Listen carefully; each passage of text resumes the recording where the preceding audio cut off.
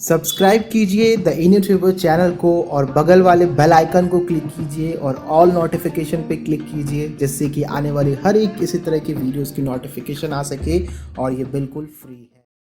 नमस्कार दोस्तों, real estate में इन्वेस्टमेंट 2020 में इस कोरोना वायरस की महामारी के बाद क्या करना सही होगा और अगर आप लोग करने जा रहे हैं तो क्या करना चाहिए। मैं आप लोगों को एक डेटा बता दूं तो इस समय इन्वेस्टमेंट काफ़ी ज़्यादा बढ़ा है as compare to last quarter.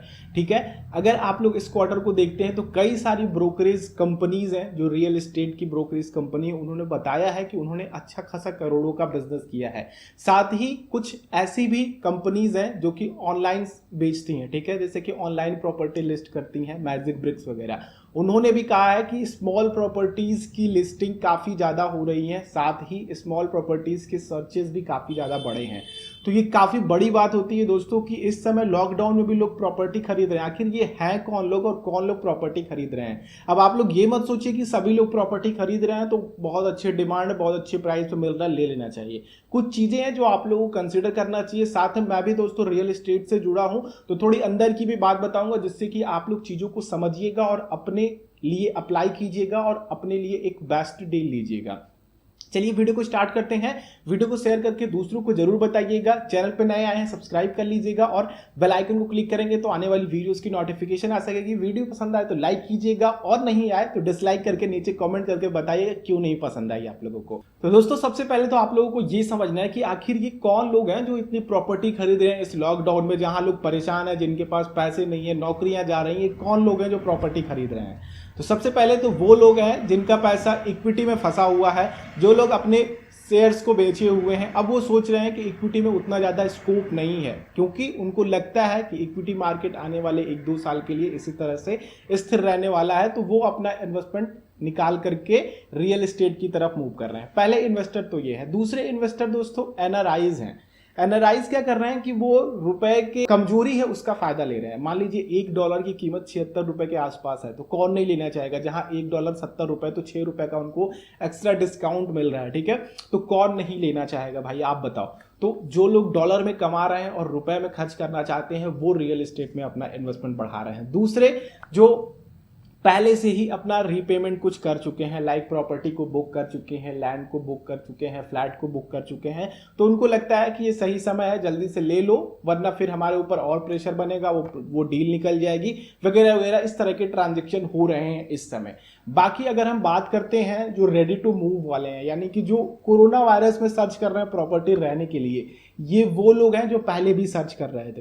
ठीक है, क्योंकि उनको लगता है कि इस समय बायर्स का समय है और आप लोगों को भी लगना चाहिए कि इस समय बायर्स का समय है। अगर आपके पास पैसा पड़ा हुआ है, अगर आपकी फाइनेंशियल कंडीशन सही है, तो आप लोगों को प्रॉपर्टीज में इन्वेस्टमेंट करना चाहिए, क्योंकि इस समय बायर्स की ही पोजीशन अच्छी है, क्योंकि आप लोग अच्छे तरीके से, एक तरीके से कह सकते हैं, नेगोशिएशन कर सकते हैं। अब यहाँ पे थोड़ी सी अंदर की बात बताता हूँ मैं आप लोगों को, नेगोशिएशन क्यों जरूरी है इस समय। अब क्या कर रहे हैं जो जिनका प्रोजेक्ट है, मान लीजिए कि मेरा एक प्रोजेक्ट है, बड़ा 2-3 एकड़ का प्रोजेक्ट है। अब इस समय क्या है कि पहले तो इस सेक्टर पे पहले से ही प्रेशर था और फिर से अब कोरोना वायरस और लॉकडाउन की वजह से और प्रेशर बढ़ गया है।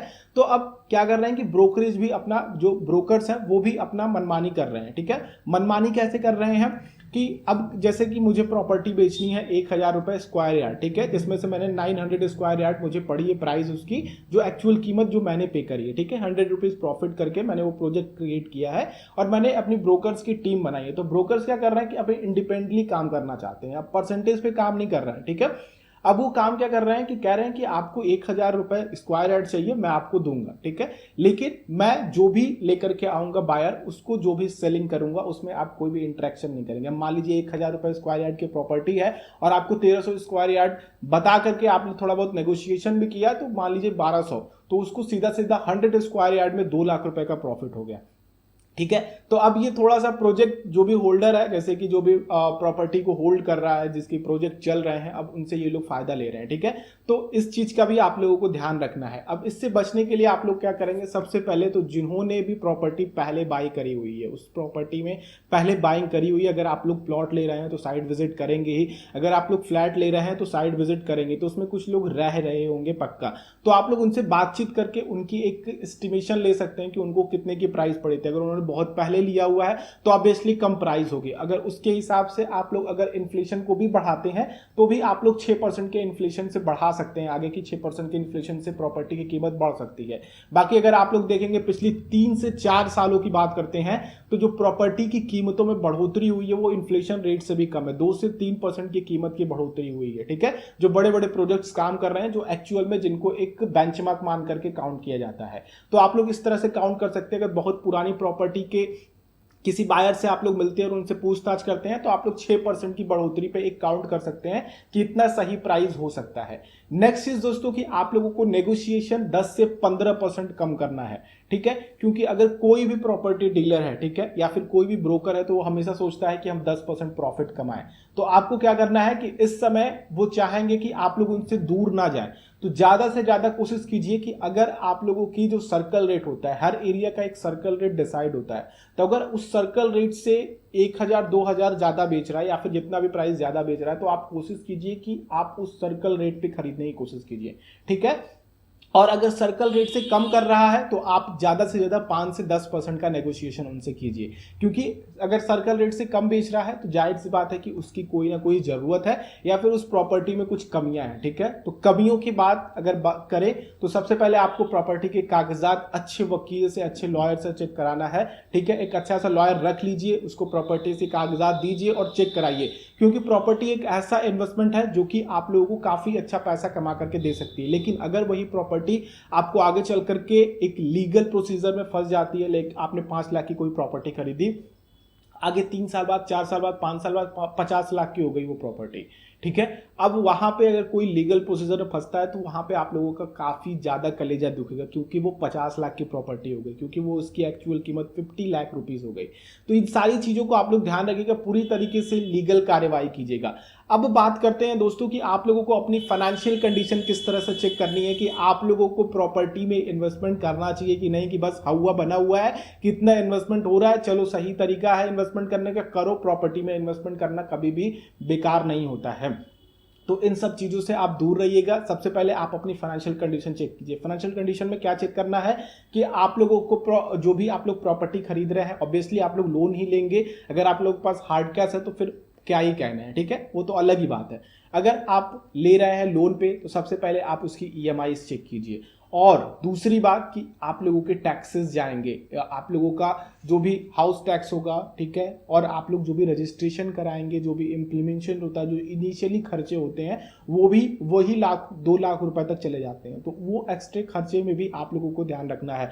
प्रॉपर्टी की मेंटेनेंस आप लोगों को लेने के बाद करानी है, वो भी आप लोगों को ध्यान रखना, अगर आप लोग रेडी टू मूव में जाने वाले हैं। ठीक है, साथ ही अगर आप लोग दोस्तों इमरजेंसी फंड नहीं बना रखे हैं तो आप लोग मत लीजिएगा। ठीक है, आप लोग प्रॉपर्टी खरीदने से बचिएगा। अगर आप लोगों के पास 6 से 7 महीने के लिए इमरजेंसी फंड नहीं है जिससे आप लोग EMI पे कर पाए, तो आप लोग थोड़ा सा बचिएगा प्रॉपर्टी खरीदने से, लोन लेने से बचिएगा। साथ ही आप लोग ये ध्यान रखिए, खास करके एम्प्लॉयज की बात करते हैं, कि बहुत सारी कंपनीज ने अपने एम्प्लॉयज को घर बैठा दिया, यानी कि उनको जॉब से हटा दिया है। तो आप लोगों को भी ये देखना है कि क्या एक्चुअल में आपकी जॉब सेफ है। ठीक है, आपको ये क्वेश्चन पूछना है कि आपकी जॉब सेफ है, तो जो इनकम आपकी 3 महीने 4 महीने 5 महीने पहले आ रही थी, क्या वो इनकम आने वाले समय में भी आएगी? क्योंकि बहुत सारे एम्प्लॉयर ने अपने एम्प्लॉयज की सैलरी भी कट करी है, 20 30 50% तक कम करी है। तो उस चीज का भी आप लोग ध्यान रखिए। तो ये कुछ चीजें हैं जो आप लोग ध्यान रखिएगा। बाकी अगर आप लोग इस समय प्रॉपर्टी खरीद रहे हैं, पैसे हैं, आप लोग पूरी तरीके से फाइनेंशियल फ्री है, यानी कि आप लोग फाइनेंशियल कंडीशन में आप लोग हैं कि ले सकते हैं प्रॉपर्टी, तो आप लोगों को जरूर लेना चाहिए। प्लस आप लोगों को नेगोशिएशन काफी सही तरीके से करना है। और एक बात मैं आप लोगों से कहना चाहूंगा कि अगर आप लोगों को इलाहाबाद में भी प्लॉट चाहिए तो हमारा लगभग 300 से 400 रुपए स्क्वायर यार्ड है। ठीक है, ये केवल इन्वेस्टमेंट पर्पज से है। अगर आप लोगों को अपने बेटे की शादी करनी है, ठीक, बेटी की शादी करनी है, बेटे की पढ़ाई के लिए, बेटी की पढ़ाई के लिए फ्यूचर प्लानिंग करनी है, केवल इन्वेस्टमेंट पर्पज से आप लोग देखना चाहते हैं, तो इस तरह की प्रॉपर्टीज आप लोगों के लिए बेस्ट हो सकती है। बाकी अगर आप लोग रेडी टू मूव प्रॉपर्टी भी चाहते हैं इलाहाबाद में, तो आप लोगों को मैं प्रोवाइड करवा दूंगा, क्योंकि मेरे पास काफी बड़ी टीम है, मैं उनसे एक प्रॉपर्टी आप लोगों के लिए ढूंढवा दूंगा। तो आप लोगों को कोई भी इंक्वायरी चाहिए तो इस मेल पे आप लोग मुझे मेल कर सकते हैं, या फिर इस व्हाट्सएप नंबर पे अपना कॉन्टेक्ट डिटेल भेज सकते हैं, जिससे कि मैं आपको कॉल बैक कर सकूं। आई होप दोस्तों आप लोगों को ये वीडियो अच्छी लगी है। वीडियो अच्छी लगी तो लाइक कीजिए, अच्छी नहीं लगी तो डिसलाइक जरूर कीजिए। बाकी नीचे कमेंट बॉक्स में भी जरूर बताइए क्यों नहीं अच्छी लगी और क्या सुधार करना चाहिए, और दूसरों के साथ शेयर कीजिए। चैनल पे नए हैं चैनल को भी सब्सक्राइब कीजिए और बेल आइकॉन को दबाइए जिससे कि आने वाली वीडियोस की नोटिफिकेशन आ सके। हम लोग नेक्स्ट वीडियो में मिलते हैं, तब तक के लिए आप लोगों का दिन शुभ हो। जय हिंद।